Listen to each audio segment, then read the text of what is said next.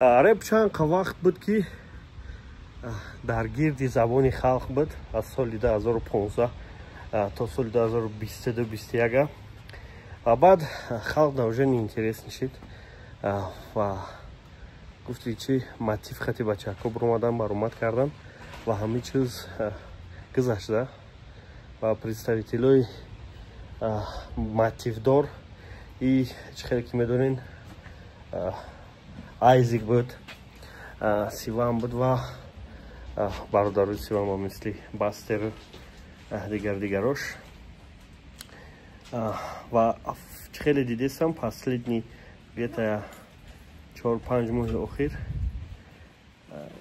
канали ма да подписчикои ҳастанд ки ҳар моҳ хона Тоҷикистон сумрӯй мекунанд ва картаи Black доранд IT банк ки ба Тоҷикистон, Қирғизистон, Узбекистон ва дигар давлатҳои СНГ бе комиссия ҳар моҳ пул рӯй мекунанд. Як сол метавонӣ картаро бе пул истифода барӣ, агар ки то 3 апрел силкаи поёни видео будара қати карта заказ кунӣ ва номерои тоҷикии хурд хатиам метавонӣ ҳамчо заказ кунӣ бе ягон паспорти российский ба любой кунҷи Россияра бе пул меоранд метавонад. Агар дар Тоҷикистон бошӣ картаи Black-та метавонӣ ай банки Матин ва Эмин Сармоя барои бигириш. Картата метавонӣ бе комиссия ай дигар картаҳо пур кунӣ ё ай банкомат. Баъд бо бе комиссия сумта снимат кунӣ ай банкомат. Агар бо прошта обуна бошай ва сумота да ҳамун ҷа бимонӣ, ҳар сол туда ҳамун сумои мондагид зиёд шидан мегиранд. Агар бо билетҳои самолёта через приложенияи саёҳаташ бихарӣ, ҳамун суми билети 4% обратно картаи хурд меояд. Фаромӯш накун, картара бе пул истифода метавонӣ як сол, агар ки то 3 апрел аз силкаи поёни видео буда истифода бурда картата заказ кунӣ. Особенно речитатив бениҳоят интересни шидагие. Бачаҳко ишишда дист задисанд да Инстаграм, агар кадоме хабар нашавша Инстаграм да бурен ё баха ибрада ё мада тамҷа мо сафташон кардагем бачаҳкора ва талантои ака бигем бачаҳкое ки буданд мисли Рамати Стёпов Райдер дигар бачаҳко ака ҳозираша талантои ва ё чени вонестанд лек ҳамун харизма ва ҳамун чизое доранд метавонанд ки мумкин ки баробари ҳамво бошанд ё ки ва ёро бигзаранд. Аз ҳамин сабаб ба хулосае омадам ки морам камтарак дар ҳамин чиз саҳми худмона бигзорем, барномаҳоро ва ҳамин чизҳоро ташкил кунем, ба мисли интервю, ба мисли барнома доштем прямой эфир мебаромадем на Инстаграм ва боз барномаҳои озмунои мушоира, озмуни садои кӯча, озмуни репафтара ака мегем бе пул наметем, барои ки ҳозирашда ҳеҷ чиз метавона результат надошта боша. Просто ҳар ҳафта эълон мекунем ки ҳамин ҳафта якм ҷо гирифт аз рӯи просмотр дар YouTube ё ки худмон чарс зад мекунем, аз рӯи худмон ришад мекунем, аз рӯи талантошонда ҳолира мебинем. Лек озмуни садои кӯча ва озмуни мушоира чӣ хеле медонем фристайлай ва озмуни садои кӯча мисол ду кас ду репери таҷрибадор мешинанд, мисол 16 кас мебурад баромад мекунанд, ай 16 кас 8 касша и мегирад, 8 касша и ва ҳаму баъд муҳориба мекунанд ва байншон то охира бояд як шогирди монав, як шогирди баъд бобшим дар чизои русӣ медонем песни буд кам хеле мушоира фристайл. Вот мехоҳам ки мушоираро номша мушоира бай шнапс кунем, барои ки мушоира вақт ташкил карда будем шнапс барандаш буд ва раҳматии шодӣ ки гузашт. Мехоҳем ки номша бимонем ва фуромӯш нашава ва барои ҳаму бай шнапс мекунем, входча ҳаму помешени да входча ба пул мекунем ва ҳаму суме ки вход мешава ҳаму сума мебарем. Чӣ хел медонен шнапс оиладор буд, фарзанд дора ва бо модар дора, ҳаму сумаша мегем модарашу фарзандиста тақсим кунем. И ягон хел талбандагиё ки ягон чи нест бародаро ира кадоме ки намедона мисол на Брюсли соли 1969 мурдагия 72 мурдагия нек тоозира аму мактабое ки кушода буд ҷид кундо тоозира аму даромадошон да оилаш рафтеса ёки Майкл Джексон соли 2009 мурда буд тоозира да кино ёки да ягон чи истифода бурдан барам байдоша аму сумша аму оилаш дара буд мекунанд ва ирам наследияи шнапс мешава мушоира ва агар ки бо ососа агар ки рекламадатело пайдо кунем да ҳамин барномаи мушоира ғайри ҳамаи расходҳои чисти прибиле ки айму рекламадатело мемона амура 30%ша бо направит мекунем оилаи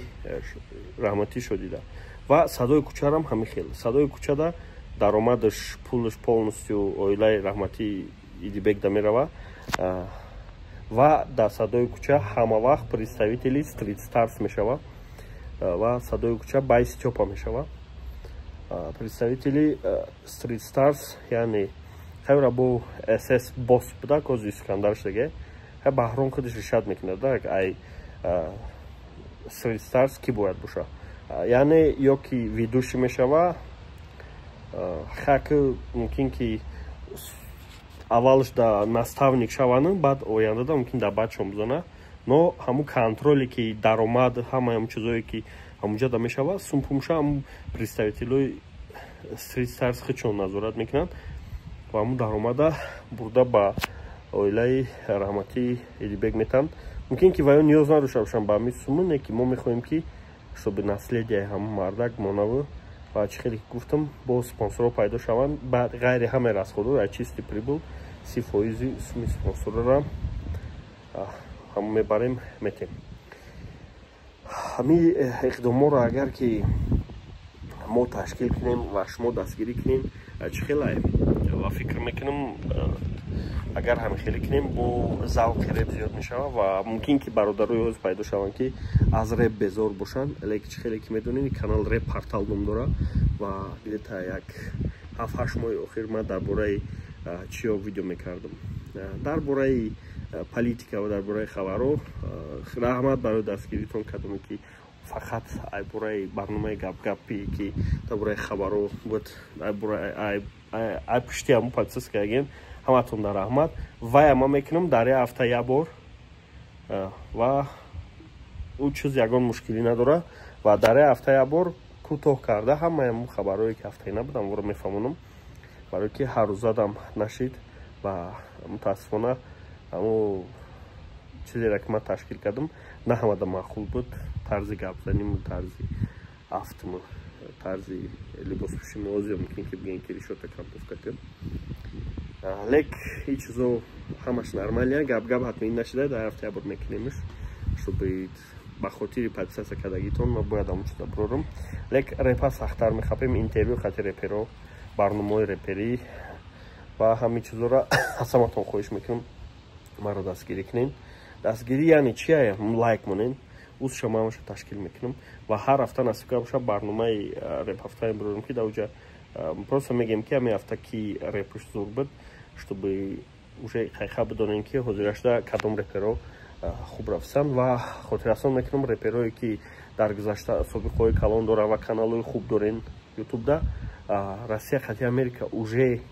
настроениашон созай уже Америка ультиматум Украина рамон бояд Украина ҳамун заминоеро ки Россия гирифтагиай ҳамун тарафи шарқии Украинараву Кримаву ҳамвора бояд бубахша Россияда ва ягон вақт хоҳиши НАТО дуромадан накуна ва сулҳ мешава Америка санксияҳои шаҳри Россия снимат мекуна ва Трамп бояд